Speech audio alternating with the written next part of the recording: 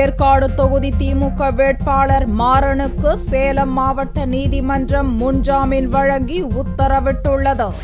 சேலம் மாவட்டம் ஏற்காடு தொகுதியில் டிசம்பர் மாதம் 4ஆம் தேதி நடக்கவுள்ள இடைத்தேர்தலில் திமுக சார்பில் மாறன் போட்டியிடுகின்றார். கடந்த 22ஆம் தேதி 10க்கும் மேற்பட்ட வாகனங்களில் மாறன் சென்றதாகவும் தேர்தல் விதிமுறைகளை மீறி செயல்பட்டதாகவும் தேர்தல் அதிகாரி வழக்கு பதிவு செய்தார். இவ்வழக்கில் தான் கைது செய்யப்படலாம் என்று கருதிய மாறன் சேலம் 6வது குற்றவியல் நீதிமன்றத்தில் ஆஜராகி முன்ஜாமீன் மனு தாக்கல் செய்தார். வழக்கை விசாரித்த நீதிபதி அம்பிகா வேட்பாளர் மாறனுக்கு முன்ஜாமீன் வழங்கி உத்தரவிட்டார்.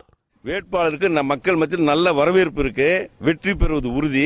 அதனால இவர் கைது செய்து சிறையில் அடைக்குமானால் இந்த பிரச்சாரத்தை முடக்கிடலாங்கிறதுக்காகத்தான் அந்த கைது நடவடிக்கை மேற்கொண்ட காரணத்தினாலதான் அதை முறியடிக்கிறதுக்கு தான் நாங்க இன்னைக்கு முறையா நீதிமன்றத்திலிருந்து ஜாமீன் பெற்றிருக்கோம். இதனிடையே நீதிமன்றத்திற்கு வந்திருந்த திமுகவினர் மாவட்ட கலெக்டரும் தேர்தல் அதிகாரியுமான மகரபூஷணத்தை மாற்ற வேண்டும் என்று வலியுறுத்தினர்.